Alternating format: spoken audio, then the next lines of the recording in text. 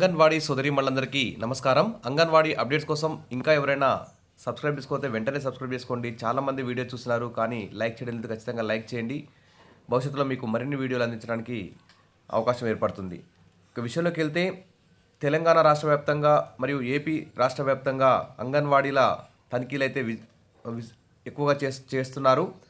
ఇటు అధికారులు, కలెక్టర్లు, మంత్రులు వీళ్ళందరూ కూడా అంగన్వాడీల మీదే దృష్టి పెడుతున్నట్టు తెలుస్తోంది. ఇక్కడ కడప జిల్లా రాయచోటి నుంచి పెద్దమండెం అంగన్వాడీ కేంద్రాన్ని ఆదర్శంగా తీర్చిదిద్దాలని జిల్లా కలెక్టర్ శ్రీధర్ చామకూరి ఐసీడీఎస్ అధికారులు సిబ్బందిని ఆదేశించారు. మంగళవారం అన్నమయ్య జిల్లా పెద్దమండెం 1 అంగన్వాడీ కేంద్రాన్ని జిల్లా కలెక్టర్ ఆకస్మికంగా సందర్శించి తనిఖీ చేశారు. ఈ సందర్భంగా అంగన్వాడీ కేంద్రంలో ఉన్న పిల్లలతో ముచ్చటించి వారికి ఉన్న లెర్నింగ్ స్కిల్స్ పరిశీలించారు. వాళ్ళు ఏ విధంగా చదువుతున్నారు అనే విషయాన్ని కూడా పరిశీలించారు. సెంటర్ నిర్వహణపై సంతృప్తి వ్యక్తం చేశారు. పెద్ద మండెంలోని అంగన్వాడీ సెంటర్ పక్కనే ఉన్న ప్రభుత్వ ప్రాథమిక పాఠశాలను కూడా కలెక్టర్ తనిఖీ చేశారు. ఇక చూస్తే ఇంకా త్వరలో కొత్త అంగన్వాడీ కేంద్రాలు. తెలంగాణ రాష్ట్ర వ్యాప్తంగా పెరుగుతున్న జనాభాకు అనుగుణంగా మరి అవసరానికి తగ్గట్టుగా కొత్త అంగన్వాడీలను ఏర్పాటు చేయాలని రాష్ట్ర ప్రభుత్వం అయితే నిర్ణయించింది. కేంద్ర ప్రభుత్వం కూడా అందుకు ఆదేశాలు జారీ చేసినట్టు తెలుస్తుంది. త్వరలోనే కొత్త అంగన్వాడీ కేంద్రాలు అయితే ఏర్పాటు కానున్నాయి. ఇప్పటికే ఇంకా తెలంగాణలో దాదాపు 11,000 అంగన్వాడీ టీచర్ పోస్టులు, ఆయా పోస్టులు అయితే ఖాళీ ఉన్నాయి. ఈ కొత్తగా అంగన్వాడీలు కూడా ఏర్పడితే ఇంకా పోస్టుల సంఖ్య పెరిగే అవకాశం ఉంది. కాబట్టి వెంటనే ఖాళీగా ఉన్నటువంటి అంగన్వాడీ టీచర్ పోస్టులు, ఆయా పోస్టులు భర్తీ చేయాలి. ఈ విధంగా జనాభాకు అనుగుణంగా కొత్త అంగన్వాడీ కేంద్రాలని మంజూరు చేయాలి. అప్పుడే ఐసీడీఎస్ శాఖ ద్వారా చిన్నారులకి, గర్భిణీలకు, బాలింతలకు మంచి న్యూట్రిషన్, ప్రీ స్కూల్ అందే అవకాశం ఉంది. ఇక చూస్తే ఆశాలకు భరోసా. సమాచార సేకరణకు సర్కారు ఆదేశాలు. ఆశా కార్యకర్తలు, వారి కుటుంబ సభ్యుల వివరాలు నిక్షిప్తం. కేంద్ర రాష్ట్ర ప్రభుత్వాల ప్రయోజనాలు అందించే అవకాశం అంటూ ఇక్కడ ఒక న్యూస్ కూడా రావడం జరిగింది. మరి జాతీయ ఆరోగ్య మిషన్ కింద గ్రామీణ ప్రాంతాల్లో ఆరోగ్య సేవలు విస్తృతమైన కృషి చేస్తున్న ఆశా కార్యకర్తలకు భరోసా కల్పించేందుకు ప్రభుత్వం అయితే శ్రీకారం చుట్టింది. రాష్ట్రంలో కాంగ్రెస్ అధికారం చేపట్టిన తర్వాత ఆశా కార్యకర్తలకు సంబంధించి భరోసా కల్పించే విధంగా పలు చర్యలు అయితే తీసుకుంటుంది. ఇక వివిధ ప్రభుత్వ శాఖల్లో పనిచేస్తున్న తాత్కాలిక కాంట్రాక్ట్ ఉద్యోగులను గుర్తించినట్లుగానే ఆశా కార్యకర్తలను గుర్తించి వారికి సంబంధించిన పూర్తి సమాచారాన్ని ఆన్లైన్లో అయితే నిక్షిప్తం చేస్తున్నారు. వీరికి దాదాపు వారి యొక్క ఆశా కార్యకర్తల పేరు, ఆధార్ నెంబరు, వాళ్ళ యొక్క క్వాలిఫికేషన్, తెల్ల రేషన్ కార్డు ఉందా లేదా, సమాచారం, క్యాస్ట్ సర్టిఫికేట్ ఉందా లేదా అనే అంశాలతో పాటు వారికి బ్యాంక్ అకౌంటు మొదలైన అన్నిటి కూడా సేకరిస్తున్నారు.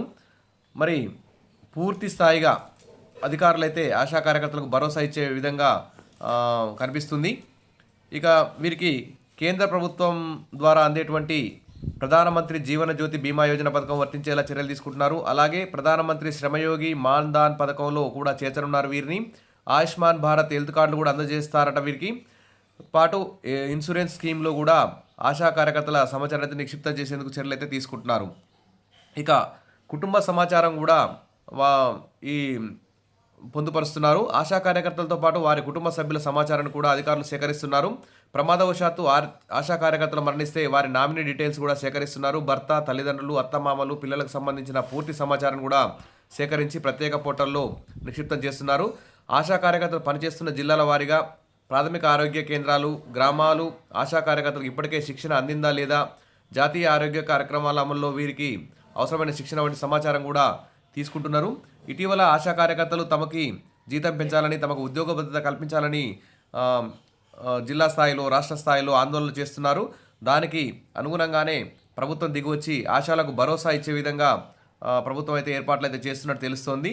మరి పూర్తి స్థాయిలో ఆశాలకు సంబంధించి పకడ్బందీగా డాటా అయితే నిక్షిప్తం చేస్తున్నారు. మరి ఆశాల మాదిరిగానే అంగన్వాడీలు కూడా ఆశాల కంటే ముందు ఏర్పడినటువంటి వ్యవస్థ.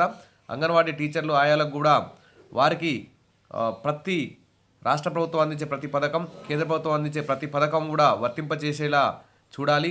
అదేవిధంగా ఉద్యోగులకు, పెన్షనర్లకు ఇచ్చే విధంగా ప్రతి నెల మొదటి తేదీనే అంగన్వాడీ టీచర్లకి, ఆయాలకి జీతాలు ఇవ్వాలి 2 తెలుగు రాష్ట్రాల్లో. ఇప్పటికీ ఈరోజు 11వ తారీఖు వస్తుంది. అయినా కానీ ఇంతవరకు కూడా అంగన్వాడీ టీచర్లకు, ఆయాలకైతే జీతాలు అయితే పడలేదు. లాస్ట్ మంత్ కూడా 19, 20 తారీఖులో జీతాలు పడ్డాయి. కాబట్టి ఎందుకంటే అంగన్వాడీ టీచర్లకి, ఆయాలకి ఇచ్చేది అతి తక్కువ వేతనం. ఇచ్చే తక్కువ వేతనాన్ని అయినా కరెక్ట్ టైంకు 1st తారీఖు, 2nd తారీఖు వరకు ఫస్ట్ వీక్లో ఇస్తే బాగుండేది. ఇప్పుడు నెల సగం గడిచిపోయినా కానీ అంగన్వాడీ టీచర్లకు ఆయన జీతాలు పడలేదు. ఖచ్చితంగా వెంటనే జీతాలు వేయాలి. అదేవిధంగా మినీ అంగన్వాడీలు మెయిన్గా మార్చారు. ఆ మార్చినటువంటి వాటికి మెయిన్ అంగన్వాడీ టీచర్కి ఇచ్చే ఆయాకి ఇచ్చే జీతమే ఇవ్వాలని చెప్పి అందరూ కూడా కోరుకుంటున్నారు.